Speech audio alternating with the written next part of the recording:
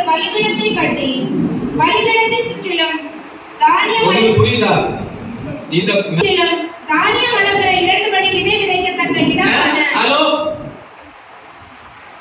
கவனமா கேட்டீங்களா? என்ன கேட்டீங்க? ஒரு அந்த பலிபீடம் இடிந்து போன பலிபீடத்தை 12 கற்கள் 12 கற்கள்னா 12 கோத்திரத்தை வச்சு அவர் அந்த செம்மையாக்குறார். இனி ஒரு பலியை செலுத்தணும்.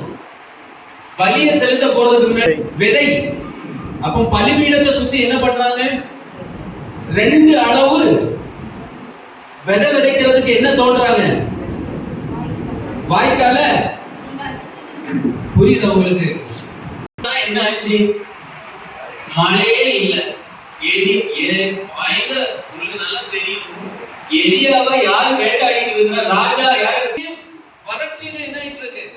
ஆனா எலியா சொல்வாரு, அவரே சொல்வாரு, ஒரு தீர்க்கதரிசனத்தை கேட்கிறேன் நானும் சரி, நீங்க எப்பவுமே என்ன இங்க கண்டுபிடிக்கலன்னு சொல்றீங்க, எங்களை ஏமாத்துறீங்க நீங்க. அந்த எலியா என்ன சொல்வாரு? இப்ப நம்ம அந்த வசனங்கள் எடுக்கிற நேரம், இந்த தடவை நான் உங்களை என்ன பண்ண மாட்டேன், இடத்தை சுத்தி. அது எதுக்காக தோன்றினாங்க? விதைக்கிற அளவுக்கு என்ன சொன்ன? வாய்க்கால. அந்த வாய்க்கால அந்த விதை என்னதான்? தண்ணி தான். இதெல்லாம் ரகசியம், ஆவிக்குரிய ரகசியம். ஓகே. வாய்க்காலையும் தண்ணீரால் நிரப்பினான். அந்திபலி செலுத்தும் நேரத்திலே தீர்க்கதரிசியாகிய எலியா வந்து, ஆபிரகாமுக்கும் ஈசாக்குக்கும் யாக்கோபுக்கும் தேவனாகிய கர்த்தாவே, இஸ்ரவேலிலே நீர் தேவன் என்றும் நான் உம்முடைய ஊழியக்காரன் என்றும் நான் இந்த காரியங்களை எல்லாம் உம்முடைய வார்த்தையின்படி செய்தேன் என்றும் கர்த்தர் இதை சொல்லிக் கொடுக்கிறார்.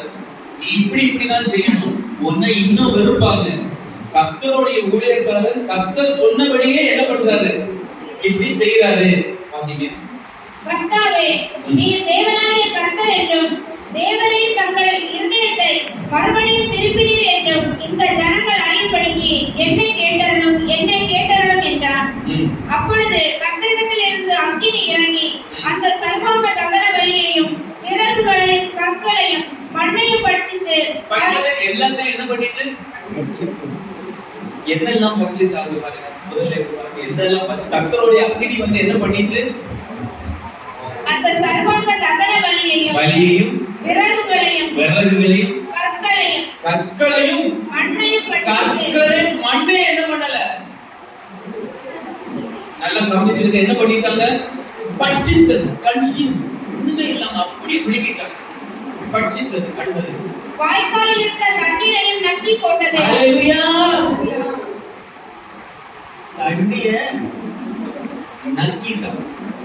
ஏன்னா அங்க வெரி பிரஷியஸ் என்னதான்? அன்னைக்கு அவங்களுக்கு விலை மதிப்பானது என்ன? தண்ணியில ஒரு சொட்ட கூட என்ன பண்ணல?